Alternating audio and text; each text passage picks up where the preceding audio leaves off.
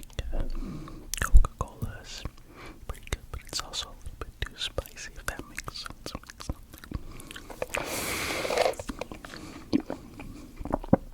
It's not like super spicy, but it's got a little bit of cinnamon in it, I think. And like, I don't know about you, but I think I like Coke Zero better. Surprisingly, it's actually better tasting than regular Coke. Because, like, regular Coke, the cinnamon levels kicked up, and the sugar levels kicked up, and there's so many calories in it. But Coke Zero has more carbonation, a bit less of the sweetness, but that doesn't make it taste like super medicinal or anything. It kind of evens everything out. I know they also make caffeine free.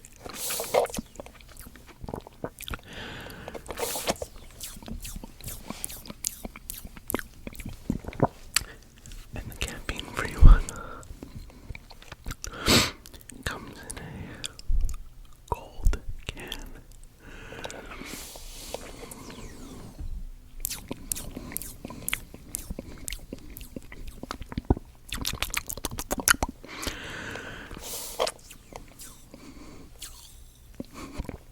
Now,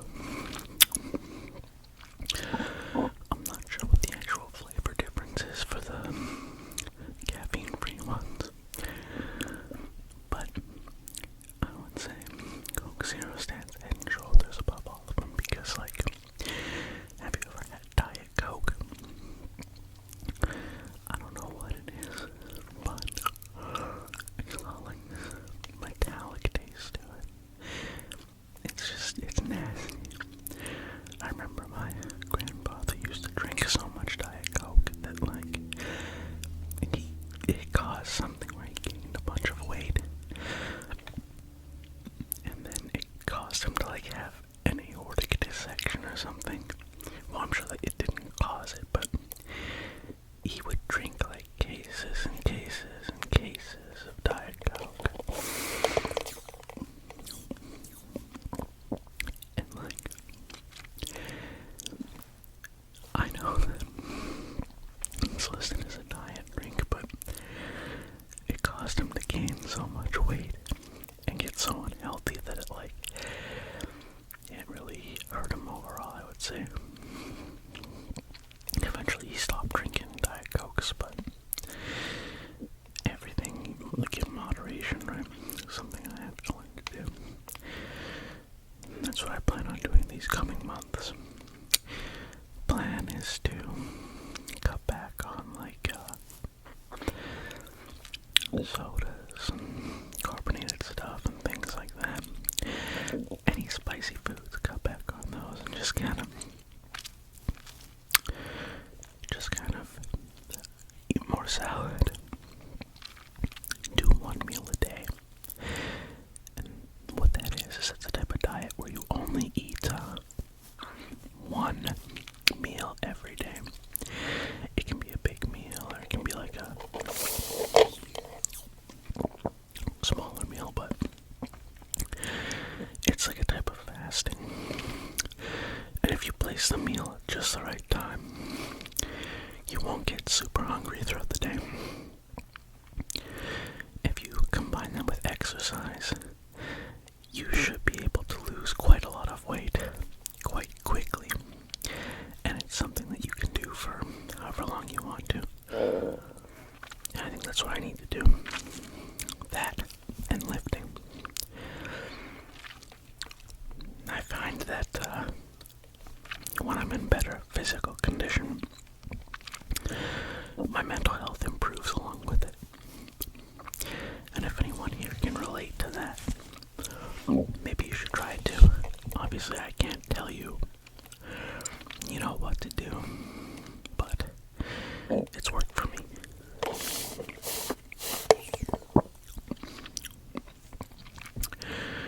I think this will be my last Slurpee for the foreseeable future.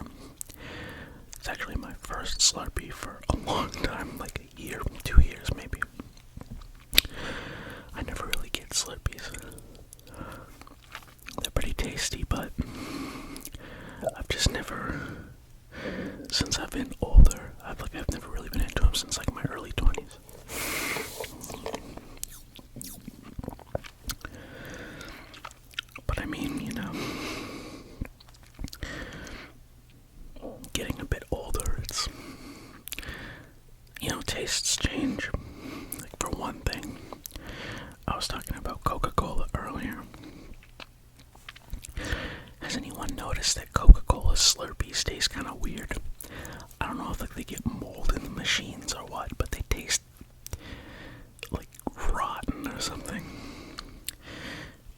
Slurpees taste a bit better. They're not like... They're not as overpoweringly sugary as their actual soda bottle counterpart. But they also don't taste rotten. So I mean, that's a plus. And I used to have like the grape Slurpee, but it's too much just like liquid candy for me. I don't know. I've had RC Cola and it tastes like a diet soda, but it's got full sugar and calories, so it's like, I don't like that. And speaking of Diet Coke, circling back, there used to be a drink called Tab. It was like Diet Coke, but tasted a bit better. And it was, so originally it was like very popular, but it got like, there was some sort of a thing with saccharin, where it was like causing cancer in lab rats. So they kind of had a big scare, and after that it kind of fell off into obscurity. But before it went out of business due to the pandemic, I did try it. Excuse me.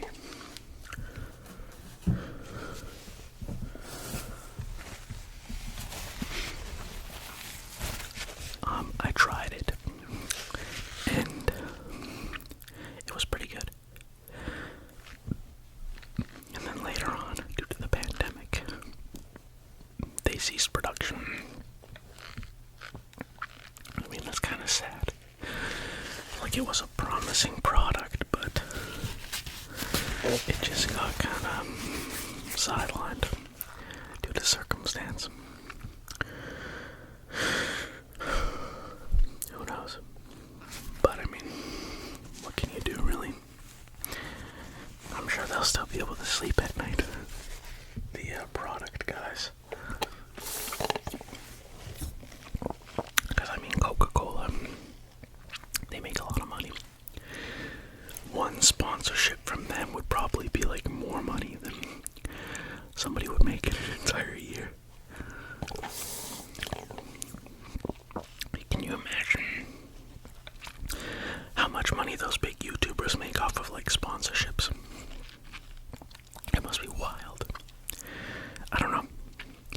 See, for me, I've never really like been someone who's into like partying and stuff like that. And like, I feel like in order to get these sponsorships and opportunities, you kind of have to be extroverted. I may have talked about this a little bit in a previous one, but I don't know. Eventually you start to feel bad if you like let people down, even though they don't really know you that well. And if you're not someone who has like a constant need to be extroverted, I feel like it just really wears you down. Maybe there's like a thing in between introvert and extrovert, and that's kind of what I would be sometimes. Because most of the time, like when I'm in a work setting or something like that, I kind of keep to myself. I think people dislike that though, because maybe they think that I'm better than them or something, or I'm looking down on them or something, and that's not the case. My whole thing when I go to work somewhere is I like everybody, and I don't mean it in like a facetious way or a way where I'm not being serious. When it comes to the job, my number one goal is to help everybody, that I like everyone there. I'm not someone who's gonna go into work and be like, oh, you know what, I hate that one guy, I'm gonna be mean to him. No. Because like, after a while you have to factor in that maybe that person is also neurodivergent or whatever. Maybe they're not trying to be mean, they just don't understand certain cues or something, or they're going through something and they've just had a bad week. You never really can tell what someone's thinking. So that's why my thing is like, I like everyone when it comes to going to work. Doesn't mean you have to be friends with them outside of work or anything, but I really do believe you can genuinely like everyone and be kind to everyone and do your best. And it's not like a front you put up, you know?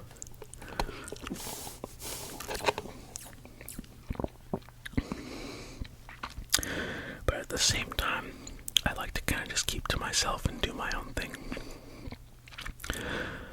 Like, at previous places I've worked in the past, I've noticed that, like, managers may sometimes get on you for stuff, which I don't understand. I mean, if you're there, if you're doing your best, if you're moving a reasonable amount of product or whatever it is you do, why should a manager come and, like, get on your case, you know? It's like, you're not doing anything wrong. You're not there being lazy. It's just everyone has a different level of speed that they can go at things. So why should someone be mad at me? For example, if I can't deliver like X amount of cards and I deliver like 3 more, or 3 less I should say, why is that something that you can get fired for? It doesn't make sense. And like the way the job market is, it's so hard to find work anyway. It's like it puts all this pressure on you, and I don't get it. It seems like, at least at previous places, a lot of things managers do is just kind of, they're there to like put fear into you or something. Or put pressure on you. I mean, it really depends on the workplace too. Like, usually like retail is where it does that. And like, the setting of retail is really nice. Like, I've worked overnight shelf stocking jobs before, and I really like that. I enjoy that. I've done personal shopping. I enjoy that a lot. Just going around the store and collecting product for people, and it gets delivered to them in the morning.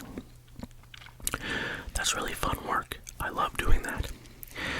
But the thing is, you also have to like be outgoing with coworkers. Even though I feel like if you're there, you can kind of have a podcast in one ear, do your job, zone out, have fun, enjoy the environment. Like, I never found it boring being in a store. I thought it was cool. Like, it's fun. I don't know. But like, you have to also socialize with coworkers in a way. And that's something I didn't really understand, because it's like, I have nothing against anybody. It's just, I kind of like to focus on my own thing. And if I'm not genuinely, like, trying to have a conversation, I feel like you shouldn't force that, you know? Who knows?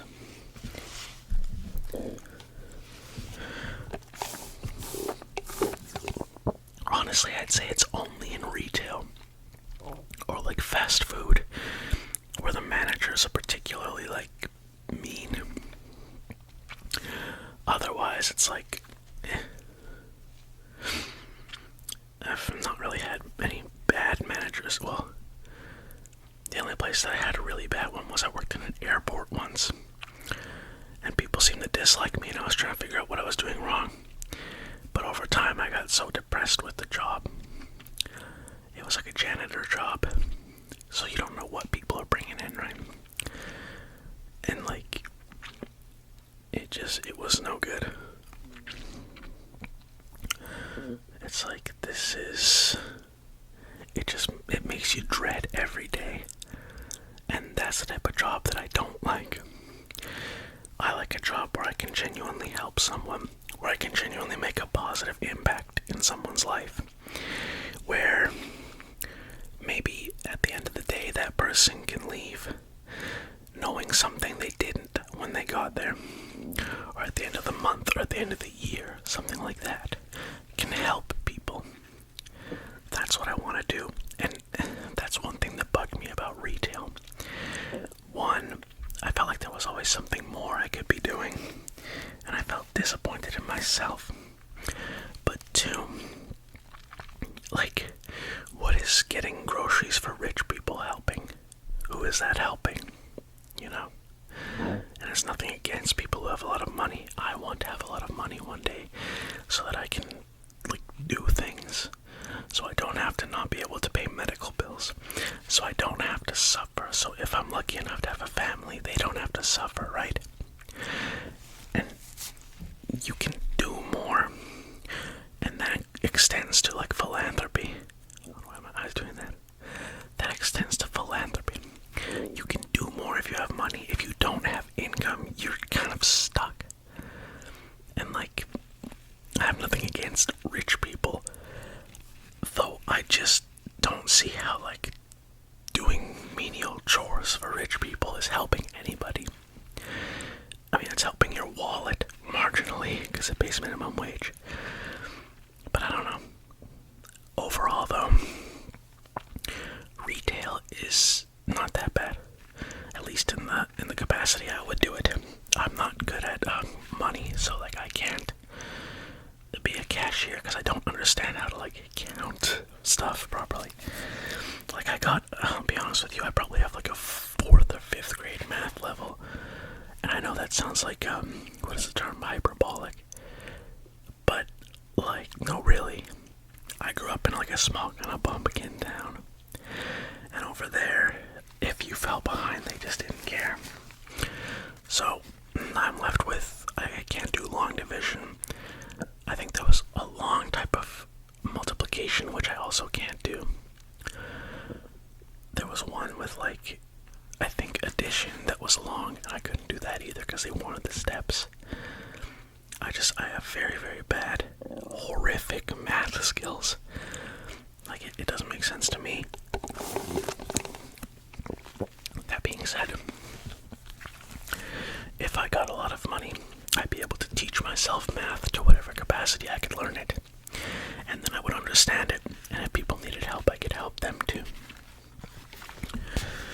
But I mean, yeah, working retail can be very fun. I prefer overnight jobs for retail.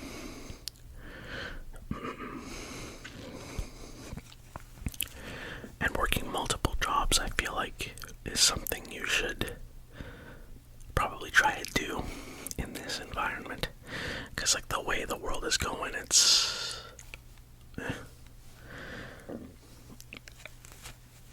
It just feels like there's too much going on at once. Like with AI as well. Because they're going to start using that for jobs where people were previously used.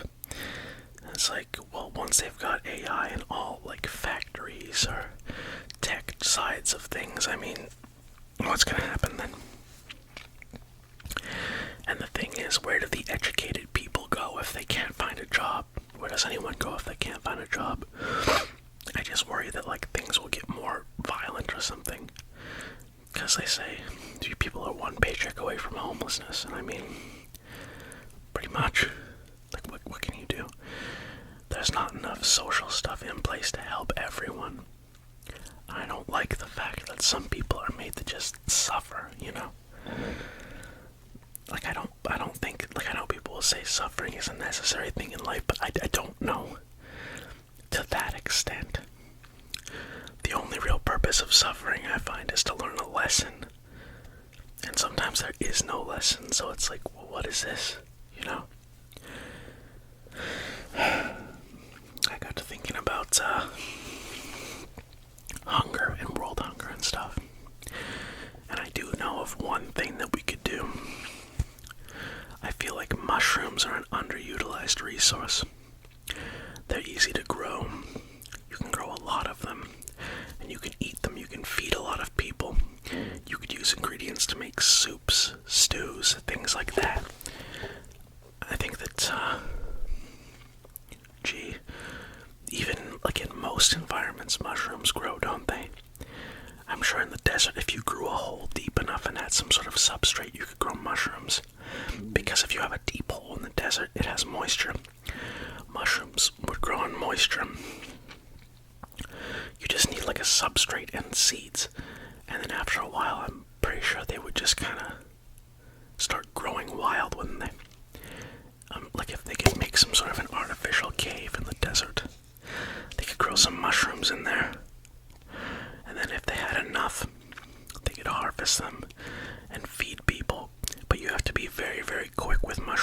because they decompose within like 72 hours. That's when refrigerated, much quicker if they're not. But no, it's quite interesting. There's actually quite a bit of mushrooms I want to try, and no, not that mushroom. I mean, like, there's mushrooms called the beefsteak mushroom. You look at it, right? It looks like a steak that's hanging off of a tree, like a beef steak. You cut it open, it looks like a steak on the inside. Oh my word. It's a Slurpee. You season it right. It tastes like a steak. And there's one called like chicken of the forest that tastes like chicken. Like like a chicken breast grilled. That's what it looks like. And you can grill it and like put it in a taco and stuff. It's really interesting to me. And I don't know if people are grossed out by mushrooms or they have like an allergy to mushrooms or what the deal is. But I feel like that is such an underused resource. And like we kind of gotta ease up on animals and stuff. I feel like we should ease up on the eating of animals. We should make sure that we have good areas to grow as many like vegetables as we can. Potatoes are one of the best ones. Potatoes, carrots, stuff like that. I know that you can't eat everything that looks like a carrot because some of them will kill you. Like I think it's called poison hemlock. That's no good. Don't be eating those. That actually reminded me. Poison plants, right? You know licorice? Well, the stuff in it, I'm not even joking. I have licorice tea over there. It's an herbal tea, of course, because if you didn't know this, all tea, green, white, and like the orange tea, comes from the exact same plant. Weird, huh? But herbal teas, that's like all your other stuff, like blueberry, you can get raspberry herbal tea, that kind of thing. Now, licorice tea, I have a case. I'm not joking. People have died from drinking licorice tea. It has like some sort of a thing that like accumulates in your liver or something in your kidneys, and if you drink too much of it, you'll die. Like there was this one dude, I remember it was in the UK, I think. He loved licorice tea. He would drink like 6 cups every day. Dude goes to the hospital, keels over, and dies. It's like, it's just licorice. So, oh my word. So, now, a lot of the times when like they sell licorice candies and stuff or licorice tea, they put like a fake thing that tastes kind of like licorice in there because people are going and overdosing on licorice tea. But I mean, yeah, and that's the only thing that also about mushrooms. To circle back, that's the only thing that bothers me about mushrooms. The fact that so many of them are poisonous, and you can't tell, and there's lookalikes too. That and stuff like allergies. I think that if we, because you know, people are always like, well, people should eat bugs in the future, right? Like insects are this untapped resource. And I mean, granted, they do use insects for some stuff like red dyes and stuff like that. But I mean, I don't know. I feel like insects are purposely gross, and like biologically, that's why they look like that. They're gross because people aren't supposed to eat them, and birds. That's why they have like defense mechanisms against birds eating them and stuff. It's because they're nasty. They're not meant to be eaten. And like, I don't know. Like, I've eaten ants before, and if you're curious what an ant tastes like, imagine like a very sour drop that had no sweetness in it. It was just pure sour, like acidic. That's what an ant tastes like. That's it. That and chitin, which is the stuff on your fingernails. And like, I think elephant tusks, like they're made out of that. It's just like a hard material. That's it. That's what an insect is. That and like gross goo. And it's like, there's gotta be something else we can eat. Mushrooms, they can literally grow in like a matter of hours. Usually within 24 hours you can have growth. So it's like, I'd go with that. I'd hate to be the guy who had to discover which only gets to fail once. Yeesh. But yeah.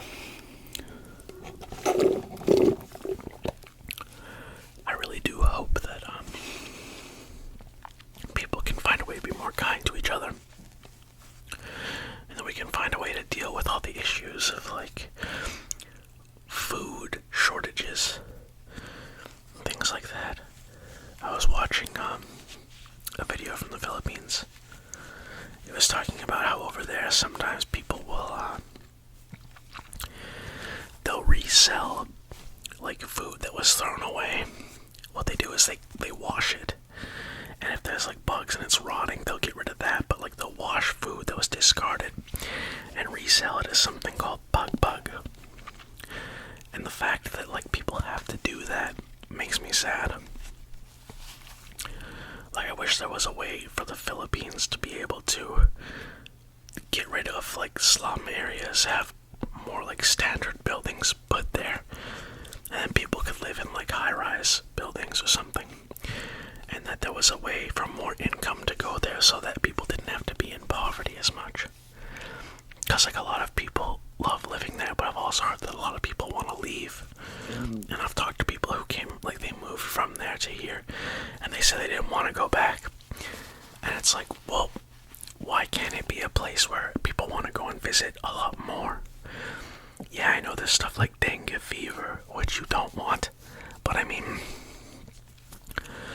it's not a particularly violent place. Like, yes, stuff happens, but you don't like see it in the news, like people getting like and stuff like that, you know? And it's like, well, why can't it be transformed into a place where there's enough to go around for everybody, and that everyone wants to go and visit, with like landmarks and stuff like that? Like I think isn't one of the biggest malls in the world in the Philippines, in Manila or something. Yeah, I feel like there's a lot of untapped potential. And by that I mean like it should be bigger than what it is. You know, like it should have more pull. And people should want to go there for vacations. And like bring more economy to the country. I don't know. If I ever get a chance to go there and visit, or like if I ever make money from the videos on YouTube, I'd like to do some sort of a thing there to like help people in poor areas. And I know people are like, oh, you just want to go over there and like screw up the place or something or cause problems. No. I don't like when people have to like struggle. It bothers me. I know that the majority of people over there don't struggle like that, but like you see videos of like how people live in the slums where it's just like these slat wood things above water and like just little shacks, and it's like people don't deserve to live in bad conditions. Everyone should have like livable conditions, and I don't mean just passing by. People should be able to be happy. I feel like that's an important thing in life. And I just don't know how we're going to get to that for everybody. But yeah.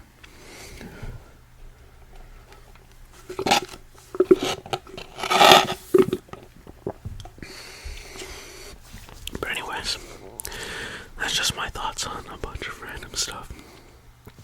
But if you like this video, I hope that you'll subscribe and leave a comment and leave ideas in the comments section about what kind of videos you want me to do in the future. But as always, have an excellent day or night, and I'll see you guys next time.